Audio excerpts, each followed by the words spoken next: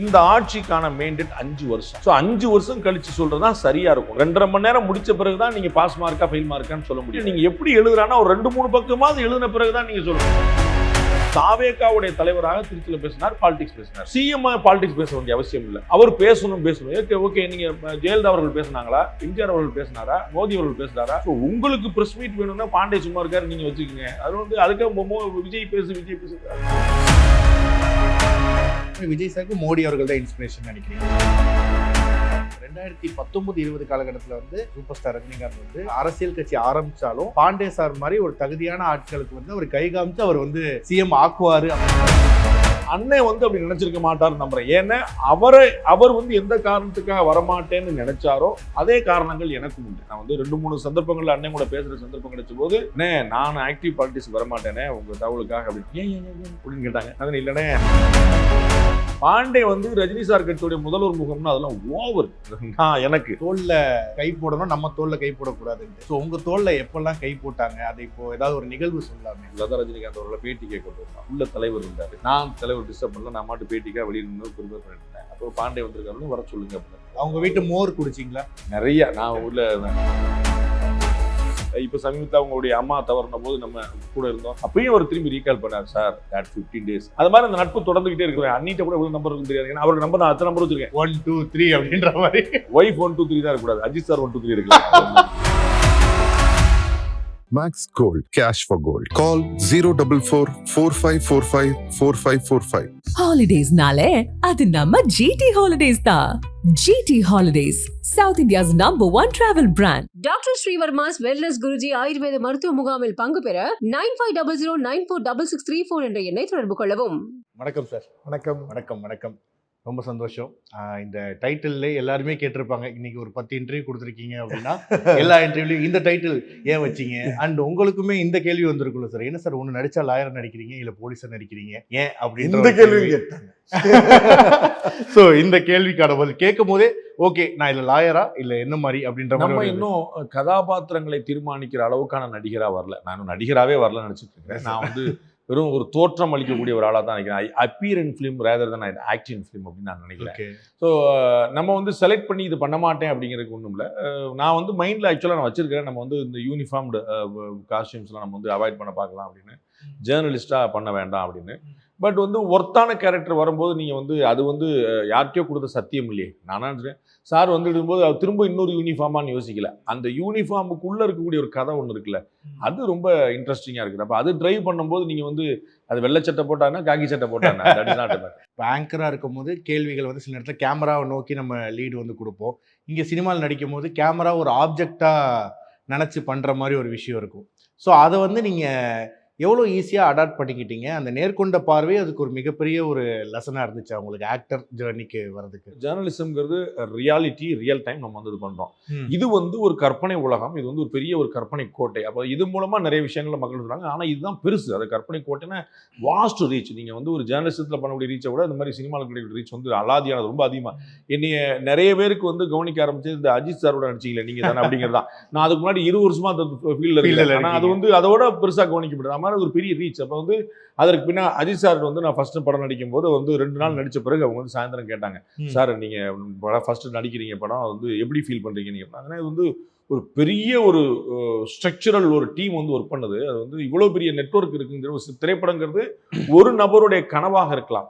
அதை சாத்தியப்படுத்துவதற்கு பெரும் கூட்டம் இங்கே வேலை செய்து நம்ம பார்க்குறோம். அது ஒரு சாப்பாடு இருக்கும். நான் ஒரு ஷர்ட் ஒயிட் ஷர்ட் போட்டிருக்கோம், கோட் சீனு ஒயிட் ஷர்ட் போட்டிருக்கோம். அது பிரேக்ல டீ சாப்பிடும்போது ஒருத்தருக்கு டீ கொட்டிருச்சு அந்த ட்ரெஸ்ல. அவர் நீங்கள் அப்படியே பேசிட்டு இருங்க சார்னு சொல்லிட்டு சட்டையை கழட்டினாங்க. அந்த டீ சாப்பிட்டு முடிக்கிறதுக்குள்ள வேற சட்டை நின்றுச்சு. அப்போ அதற்கேற்ற மாதிரி சட்டை இருக்கணும் போயிடும். அது டக்குன்னு அதுக்குள்ளே ஸ்டிச் பண்ணிடுறாங்க. அதுக்குள்ள ஒரு ஹீரோயினுக்கு ட்ரெஸ் போடுறாங்க, இல்லை இன்னும் ஃபிட்டாக இருக்கணும் அப்படின்றாங்க. ஆன் த ஸ்பாட் இங்கே கேமரா ரெடியாக இருக்குள்ள அந்த காஸ்டியூம் ரெடியாது. அப்போ பின்னாடி எவ்வளோ பெரிய டீம் ஒர்க் பண்ணுறது நான் பார்க்குறேன். டெய்லரிங்க்கு ஒரு டீம் இருக்குது, ப்ரொடக்ஷனுக்கு ஒரு டீம் இருக்குது. இவர் டீ கேட்குறாரு, நான் காஃபி கேட்குறேன், அவர் பூஸ்ட் கேட்குறாரு, 3 கொண்டு வந்துருக்காங்க. அப்போ அது நான் என்ன பார்க்குறேன்னா அதற்கு பின்னாடி எவ்வளோ பெரிய நெட்வொர்க் இருக்குது. அந்த வியப்பு என்னை உள்ளே இழுத்துக்கிட்டே இருந்துச்சு. நான் உங்களுக்கு ஒரு டிப்பாக நான் சொல்வேன், பிரபலங்களோடு பழகும்போது நம்ம என்ன செய்யணும் அப்படின்னா, அவர்கள் நம்முடைய தோள் மேலே கைப்படலாம், நாம் அவருடைய தோல்ல கைப்படக்கூடாது. இந்த பாலிசியை புரிஞ்சுக்கிட்டோம்னா நம்ம எல்லா நட்பும் தொடரும். எனக்கு சாருடைய பேரன்பு கிடைச்சிருக்கு. நான் தொடர்ந்து தொடர்பில் இருக்கிறேன். அவன் அண்ணன் வேற வேற நம்பர்ல இருந்து தான் கூப்பிடுவாங்க. வெளிநாடு பல நாடு டிராவல் பண்றாரு. ஏதோ நாட்டுல திடீர்னு வீடியோ கால் வருவார். எனக்கு ஒரு சைடு நம்ம ஏதாவது போட்டோ ஏதாவது எடுத்து பார்த்துட்டு பார்த்தா சார் தான் இருப்பார். சார் நீங்க தான் அப்படின்னு சொல்லிட்டு அது ஓடி அந்த மாதிரிலாம் சர்ப்ரைஸ் நிறைய கொடுத்துட்டே இருப்பாங்க.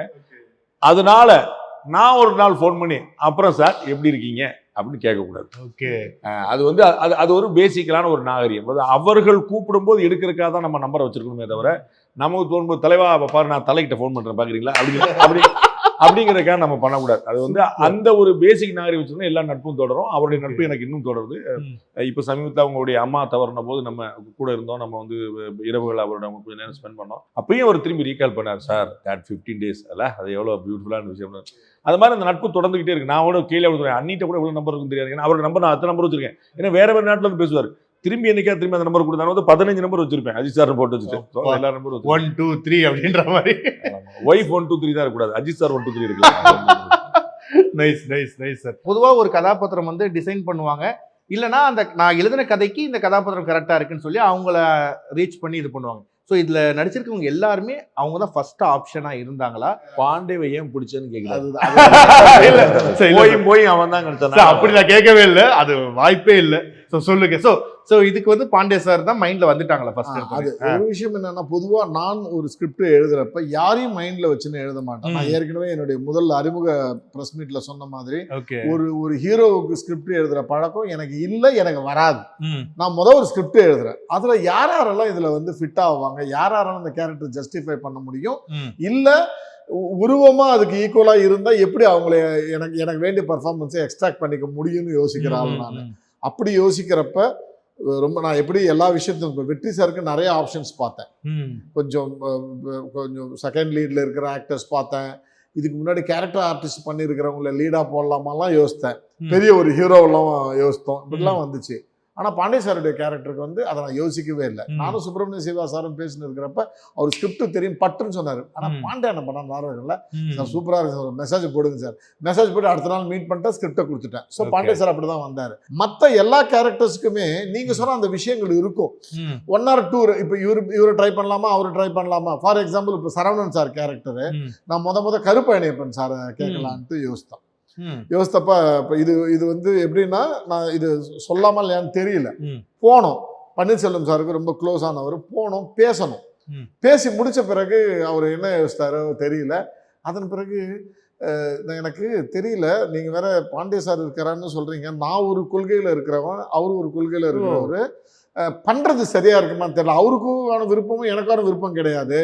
அப்படி யோசிக்கிறேன், நீங்க உங்களுக்கு ஓகேவாது அப்படின்னு சொல்லி கேட்டாங்க. அப்ப நான் என்ன தெரியுங்களா பதில் சொன்னேன், சார் ஒரே ஒரு விஷயம் தான், உங்களுக்கு ஓகேவான்னு நீங்க யோசித்துங்க சார். சோ இந்த நீங்க கம்ஃபர்டபிள் ஜோன்ல இருக்கீங்களா, கேள்விப்படுறீங்களா இல்ல முன்னாடி கேள்விப்பட்டிருப்பீங்க? இல்ல இப்ப சுபவீர பாண்டியன் சார் இருக்காரு, அதே சித்தாந்தம் இருக்கிற சுபவீர பாண்டியன் சார் இருக்காரு. அவருக்கு தெரியுமே பாண்டிய சார் இருக்கிறாருன்றப்ப அவங்களுக்குள்ள ஒரு இது இருக்கும்ல, இது வந்து சரி வருமா சரி வராதா. எனக்கு அது எதுவுமே கிடையாது. அந்த கேரக்டர் சொல்றதுக்கு அந்த நபர் கேரக்டரா சூட்டபிளா இருப்பாரா இல்லையான்ட்டு அவரும் தவறான இதில் சொல்லார். பாண்டே சாருக்கு ஓகேவா, நான் பண்ணுறது கரெக்டாக இருக்குமா அப்படிலாம் கேட்டப்ப, சார் உங்களுக்கு ஏதாவது ஒரு சந்தேகம் இருந்தால் பண்ண வேணாம் சார், ஒன்றும் பிரச்சனை இல்லை அப்படின்னு சொல்லி நான் கன்வே பண்ணோம். அவரும் அதை ஒத்துக்கிட்டால். அதன் பிறகு தான் நான் சரவணன் சார்கிட்ட போனோம், சித்தப்பு சரவணன் சார்கிட்ட போனோம். அது மாதிரி சில விஷயங்கள் வந்து அதில் அவர் வந்து இன்ஃபேக்ட் நான் பண்ண மாட்டேன் அவர் அப்படிலாம் சொல்லவே கிடையாது. சரி வருமா, அது கரெக்டுங்களா, ஒரே படத்தில் வேறு வேறையான அந்த டைமில் பொலிட்டிக்கல் ஹை சில எலெக்ஷன் டைம் வேறு. ஸோ இப்படி யோசித்தார். ப்ராபபிலி அவருடைய தாட் பர்சன் அதில் நம்ம டிஸ்டர்ப் பண்ண முடியாதுல்ல. இல்லை இப்போ சார் சொன்ன விஷயத்துக்கு உங்களோட பதில் என்ன? ஒரு உரிமை தானங்க, நம்ம எப்படி தப்பு சொல்ல முடியும்? நம்ம எப்படி தப்பு சொல்ல, நம்ம ஏன் தப்பு சொல்லணுங்க?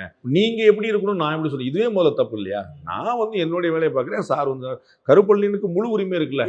அவர் என்ன சொன்னாங்கன்னா, நீங்க அவருக்கு ஓகேவா அப்படின்னு சொல்லியிருந்தாங்க. எனக்கு வந்து இது வரைக்கும் தெரியாது, இப்போ உங்க முன்னாடி சொல்ற வரைக்கும் எனக்கு தெரியாது. நான் வந்து முதல்ல கேட்கவும் மாட்டேன். நான் வந்து எப்பயுமே என்னுடைய பேசிக் நேச்சர், உங்களுக்கு கல்யாணம் ஆயிடுச்சா குழந்தை இருக்கா கூட கேட்க மாட்டேன். கல்யாணம் ஆகாம இருந்திருக்கும், 35 வயசு இருந்திருக்கும், கில்ட்டில இருந்திருப்பீங்க. கல்யாணமா 7 வருஷமா இருந்திருக்கும், குழந்தை இல்லாம இருந்திருக்கும், கில்ட்டா இருப்பீங்க. நான் அந்த உங்களுக்கு என்ன காரணம் அங்க நிப்பாட்டிப்பேன் நான். அப்புறம் அப்படின்னு பின்னாடி இந்த கதை கேட்கிற பழக்கம் எனக்கு கிடையாது. படத்துக்கு சார் எனக்கு என்ன சொன்னாரோ அந்த விஷயத்த நான் டெய்லர் மேடா அவருக்கு நிறைவடையும்படியே கொடுக்கணும், அவ்வளவுதான். அவருக்கு நிறைவடைஞ்சு ஆடியன்ஸ் அது பின்னாடி என்ன நடந்துச்சு, அது வந்து உங்களை மாதிரி செய்தியாளர்களுக்கு இருந்து எப்படியாவது கிளந்து வெளியே எனக்கு வந்து அது என்னுடைய வேலையில. சார் வந்து என்ன நடிக்க சொன்னார், நடிச்சேன், அவ்வளவுதான். சுபவி என்னை வந்து என்ன பண்ணிருக்காரு கூட எனக்கு தெரியாது. ஃபர்ஸ்ட் ஆஃப் ஆல் நான் சாருக்கு இன்ஃபார்ம் கூட பண்ணல. எனக்கு நரேட்டர் தேவைப்பட்டாரு. அவர் வந்து ஒரு மேடை பேச்சாளராக இருக்கணும், மக்களுக்கு பரிச்சயம் அறிமுகமான ஒரு ஆளா இருக்கணும், ஒரு நபரா குரல். இருக்கணும். அது குரல் குரல், அந்த குரல், அந்த தமிழ் வேணும் அப்படின்றது நினைச்சு நான் சார் கிட்ட எல்லாம் சொல்லவே இல்லை. அவர்கிட்ட ஏன் சொன்ன சொல்லணும்? ஏன்ட்ட ஏன் சொல்லணும்? அது அதுதான் சார். இங்க வந்து அவங்கவுங்களோட சித்தாந்தங்களை பேசுறதுக்கான படம் இல்லை இது. உங்களுக்கு வேற வேற கொள்கையா இருங்க. ஒரு நடிகரா இங்க வர்றப்ப எனக்கு என்னுடைய படத்துல என்ன ஸ்கிரிப்ட் இருக்கோ அந்த கேரக்டரா நீங்க மாத்தி. இவ்வளவு சென்சிட்டிவா உலகம் வந்து நம்ம இதை தீர்மானிக்க வேண்டியது அவசியமே இல்லை. ஆமா. நீங்க ரஜினி சாரும், ராதா ரவி சாரும், எஸ் சந்திரன் சாரும், ஜெயலலிதா மேடமும் எல்லாம் எவ்வளவு பேர், சோ சார், இது மாதிரி எவ்வளவு பேர் நடிச்சிருக்காங்க. ஆளாளுக்கு வேற வேற பாலிசி. சினிமா வேற, நிஜ உலகம் வேறங்கிறது. இங்க வந்து ஒரு படத்தை ஒரு கேரக்டரா நம்ம கொண்டு வரலாம். சிவானந்தம்ங்கிற கேரக்டரை நான் எஸ்டாப்ளிஷ் பண்ணேனா இவ்வளவுதான். அறிவுமதிங்கிற கேரக்டர் வெற்றி சார் கொண்டு வந்தாரா இவ்வளவுதான் அங்க முடிஞ்சு. அது வந்து யார் என்னங்க அதுல ஒண்ணுமே அப்படிலாம் ஒண்ணுமே இல்லை. இப்போ 2019-20 காலகட்டத்தில் வந்து சாணக்கியா சேனலில் ஒரு ஃபங்க்ஷன் ஒன்று நடத்துறீங்க. அதுக்கு சூப்பர் ஸ்டார் ரஜினிகாந்த் வந்து கெஸ்ட்டாக வராங்க. அந்த டைமில் வந்து அவர் வந்து அரசியல் வரதை பற்றி ஒரு பேச்சாக இருக்கட்டும், அப்போது இன்னும் நிறையா விஷயங்கள் வந்து என்ன வந்துச்சுன்னா, அது மீடியா சம்மந்தப்பட்டு பேசும்போது அவர் வந்து அரசியல் கட்சி ஆரம்பித்தாலும் அவர் வந்து சிஎம் ஆக மாட்டார். ஸோ பாண்டே சார் மாதிரி ஒரு தகுதியான ஆட்களுக்கு வந்து அவர் கை காமிச்சு அவர் வந்து சிஎம் ஆக்குவார் அப்படின்ற மாதிரி ஸ்பெகுலேஷன்லாம் எங்கள் காதுக்கு வந்தது. உங்கள் காதுக்கு வந்ததா? அதெல்லாம் ரொம்ப அதீதமான கற்பனை. நிறைய பேர் வந்து இந்த மாதிரி உட்காந்து பண்ணிக்கிட்டு இருப்பாங்க. சாரு வந்து ஏன் சிஎம் ஆகக்கூடாதுன்னு நினைச்சாரோ அதே காரணங்கள் எனக்கும் உண்டு. அதனால அவருடைய சிஎம் தேர்வில் நான் இருப்பேன்னு நினைக்கல. அவர் வந்து அவருடைய டீம்ல என்னைய மனசுல வச்சிருந்திருக்கலாம். எனக்கு வந்து அது அந்த எண்ணம் எனக்கும் உண்டு. சாருடைய டீம்ல ஒரு நம்ம ஒரு அரசியல் கட்சியா வரும்போது நம்ம கூட பாண்டே இருக்கணும்னு நினைச்சிருக்கலாம். பாண்டே வந்து ரஜினி சார் கட்சியோடைய முதல்வர் முகம்னா அதெல்லாம் ஓவர். நான் எனக்கு அண்ணன் வந்து அப்படி நினைச்சிருக்க மாட்டாருன்னு நம்புறேன். ஏன்னா அவர் வந்து எந்த காரணத்துக்காக வரமாட்டேன்னு நினைச்சாரோ அதே காரணங்கள் எனக்கும் உண்டு. அதனால வந்து நான் வந்து அந்த புரிதலோடு இருக்கிறேன். அதில் ஒன்றும் பிரச்சனை இல்லை. அண்ட் எனக்கு ஆக்டிவான பாலிடிக்ஸில் எனக்கு இன்ட்ரெஸ்ட் இல்லை. நான் சார்ட்ட ரொம்ப முன்னாடியே சொல்லிட்டேன். நான் வந்து 2-3 சந்தர்ப்பங்களில் அண்ணன் கூட பேசுகிற சந்தர்ப்பம் கிடைச்ச போது, அண்ணே நான் ஆக்டிவ் பாலிடிக்ஸ் வரமாட்டேனே உங்கள் தகவலுக்காக அப்படின்னு. அவரெல்லாம் என்னை கூப்பிடலை. நானாக வந்து ஒரு முன்னெச்சரிக்கையாக சொல்லி, நாளைக்கு ஒரு நாள் வந்து என்ன நீ இப்படி பண்ணுற மாட்டேன்னு சொல்கிறீங்க அப்படின்னு சொல்லி வந்துடக்கூடாதுங்கிறக்கா நான் சொன்னேன். அப்போ அண்ணன் வந்து ஏன் வழக்கு 3 தடவை கேட்டாங்க. ஏன் அப்படின்னு கேட்டாங்க. நான் இல்லைண்ணே, ஆக்டிவ் பாலிடிக்ஸுங்கிறது காலை பிடிக்கணும், கழுத்தை நெரிக்கணும். இந்த 2 எனக்கு பண்ண உடன்பாடு இல்லை. அந்த 2 பண்ண உடன்பாடு இல்லாத தான் அண்ணனும் வரலையோ நம்ம தெரியல. ஓகே. ஸோ இப்போ அந்த கேள்வியே ஒரு கிளை கேள்வியாக வந்து, இப்போ நீங்கள் சூப்பர் ஸ்டார் ரஜினிகாந்த் அவர்கள் இப்போ நீங்கள் சொன்னீங்க தோளில் கை போடணும், நம்ம தோளில் கை போடக்கூடாதுன்ட்டு. ஸோ உங்கள் தோளில் எப்போல்லாம் கை போட்டாங்க? அதை இப்போ ஏதாவது ஒரு நிகழ்வு சொல்லாமே. ரஜினி சாருடைய பேரன்பு எனக்கு எப்பயுமே கிடைச்சிருக்கு. அது வந்து இன்னும் குழப்பமே இல்லை. அவங்க நிறைய முறை பேசியிருக்கோம், நிறைய முறை பார்த்துருக்குறேன். அது வந்து நான் ஒரு தொழில் நிமித்தமாக போனோம். இப்போ கூட வந்து லதா ரஜினிகாந்த் அவர்களை பேட்டி கேட்க போயிருந்தோம். பேட்டி எடுக்கும் போது உள்ள தலைவர் இருந்தார். நான் தலைவர் டிஸ்டர்ப் பண்ணல. நான் மாட்டு பேட்டிக்காக வெளியே நின்று ப்ரிப்பேர் பண்ணிட்டு இருந்தேன். அப்போ பாண்டே வந்திருக்காருன்னு வர சொல்லுங்க அப்படின்னு ஒரு லக் அடிச்சது. பார்த்துக்கிட்டு அவ்வளோதான் வரணும்ல. அவங்க எப்போ அனுமதிக்கிறாங்களோ அப்போ தான் நான் அவர் மோர் குடிச்சிங்களா? நிறைய நான் உள்ள மோர் குடிச்சிருக்கேன். எல்லாமே நல்லா. தலைவரோட அன்பு நிறைய இருந்தது. அதுக்கு மேலே நம்ம தேவையில்லை. தலைவரோட அன்பு எனக்கு இல்லாமல் கிடைச்சிருக்கு. அதெல்லாம் வந்து நம்ம அவர் டிஸ்டர்ப் பண்ணிட முடியாது. நம்ம வந்து அப்புறம் இப்போ பார்ப்பீங்க சாருடைய பர்சனல் நம்பர் என்கிட்ட இருக்கு. இந்த doesn't mean that I can message him, I can call him. நம்ம அவருக்கு உதவியா இருந்தா சந்தோஷம், அவருக்கு உபத்திரமா இருந்துடக்கூடாது. அது எல்லாருக்குமே அதுதான். சார் அஸ் அ சிட்டிசனா, அஸ் அ ஜேர்னலிஸ்டா, இப்போ நம்ம விஜய் சார் வந்து சிஎம் ஆனதுக்கப்புறம் நிறைய ஸ்பெகுலேஷன் இப்போ சொல்கிறாங்க, கரண்ட்டும் இல்லைன்றாங்க. அதுக்கேற்ற மாதிரி இப்போது இந்த மாதிரி நிறைய ஸ்பெகுலேஷன்ஸ் அவர் மேலே வந்து அடிக்கிட்டே இருக்கிறாங்க. அதை நீங்கள் எப்படி பார்க்குறீங்க? அது மட்டும் இல்லாமல் உங்கள் விஷனில் அவருக்கு ஓகே டைம் கொடுத்து பார்க்கலாமா, இல்லை வரும்போதே ப்ரீ பிளான்டாக அவர் வந்து ஸ்பெகுலேஷன்ஸை பார்க்கல, அலிகேஷன்ஸாக நான் பார்க்குறேன். குற்றச்சாட்டாக சொல்கிறாங்க, ஆர்ப்பாட்டங்கள்லாம் பண்ணுறாங்க. பாஜகவில் நம்ம பேசிட்டு இருக்க தருணத்தில் அன்னைக்கு ஆர்ப்பாட்டம் பண்ணியிருக்கிறாங்க. திமுகவில் எதிர்கட்சி தலைவர் திரு உதயநிதி வந்து கடுமையான கண்டனங்களை தெரிவிக்கிறாங்க. அது இருந்துகிட்டே இருக்கு. அவங்க பொலிட்டிக்கல் பார்ட்டிஸ், அவங்க அப்படிதான் இருக்கணும். எதிர்கட்சிகள் உத்வேகமா, ஆவேசமா, அக்ரெசிவா செயல்படலைன்னா ஆளுங்கட்சி சோம்பலாயிரும். இல்லாட்டி அது வந்து நல்லதான் போய் சொல்லி படுத்துரும். ஸோ எதிர்கட்சிகள் வந்து தார்கூச்சி வச்சு குத்திட்டே இருக்கணும். அதுதான் சொன்ன வந்து கலைஞர் சொல்லியிருக்காரு. எதிர்கட்சிகள் வந்து எதிர்ப்பு தெரிவிக்காம அப்புறம் லாவணியா பாடுவாங்க அப்படின்னு சொல்லி சொல்றாரு, காவடியா தூக்குவாங்க அப்படின்னு சொல்லி. ஸோ எதிர்கட்சிகளுடைய வேலை அதை பண்ணிட்டு இருக்காங்க. நான் எதிர்கட்சி கிடையாது. அதனால I am ready to wait. நீங்க கரெக்டாக உங்க கேள்வி கேட்டப்போ நான் ஒரு ஆஸ் எ சிட்டிசனா நான் வெயிட் பண்ணேன். இந்த ஆட்சிக்கான மெயின்டேட் 5 வருஷம். ஸோ 5 வருஷம் கழிச்சு சொல்றதுதான் சரியா இருக்கும். நீ பரீட்சை 2.5 மணி நேரம் எழுதணும். 2.5 மணி நேரம் முடிச்ச பிறகுதான் நீங்க பாஸ் மார்க்கா ஃபெயில் மார்க்கான்னு சொல்ல முடியும். ஒண்ணு இல்ல, நீங்க எப்படி எழுதுறானா ஒரு 2-3 பக்கமாவது எழுதின பிறகுதான் நீங்க சொல்லணும். சார் ஏதாவது ஒரு மார்க் சொல்லுங்க சார் மாதிரி தான் நீங்க கேட்டீங்கன்னா 2-3 பக்கமாவது எழுதணும். 5 வருஷத்துல 35 நாள் அப்படிங்கிறது 10% கூட கிடையாது. ஓகே, ஒரு 10% ஆஃப் அவருடைய பீரியட கூட நீங்க முடிக்காம நீங்க வந்து சொல்லுறது அர்த்தம் we have to wait. Yes. And இன்னொரு விஷயமும் சொல்றாங்க, விஜய் சார் வந்து இப்போ சட்டமன்றம்லாம் போகும்போது அவங்க வந்து நிறைய பேச மாட்டாங்க, அமைதியா இருக்காங்க. இதே வந்து இப்போ திருச்சிக்கு போயிருக்கும் போது அங்க இப்போ நம்ம அந்த வீடியோவே பார்க்கும்போது இது அரசியலுக்கு முன்னாடி நடந்த வீடியோவா இல்லை இப்போ உள்ள வீடியோவான்ற அளவுக்கு கன்ஃபியூஸ் ஆகிற அளவுக்கு ஆக்ரோஷமா பேசுறாங்க. பாரத பிரதமர் நரேந்திர மோடி பிரதமராக வந்து வேற பேசுவாரு, பிஜேபியுடைய தலைவரா வேற பேசுவார். நீங்க வந்து வெஸ்ட் பெங்கால் உட்பட பல தேர்தல் நடந்த போது பிரதமருடைய பேச்சை பட்டீங்கன்னா பக்கா பொலிட்டிக்கல் ஸ்பீச் அப்படித்தான் பேசணும். ஏன்னா அவங்க அரசியல் கட்சி தலைவர். அவர் டெல்லியில உட்கார்ந்து பிரதமரா இருக்கும்போது இது பேச முடியாது. ஆனா ஒரு பிஜேபியோட கட்சிக்கு அவர் செய்ய வேண்டிய கடமை இருக்குது. அப்ப தாவேகாவுடைய தலைவராக திருச்சியில பேசினார், பாலிடிக்ஸ் பேசினார். சிஎம் பாலிடிக்ஸ் பேச வேண்டிய அவசியம் இல்ல. பாலிடிக்ஸ் பேசுறதுக்கு கட்சியிலே 10 பேர் வச்சிருக்காரு.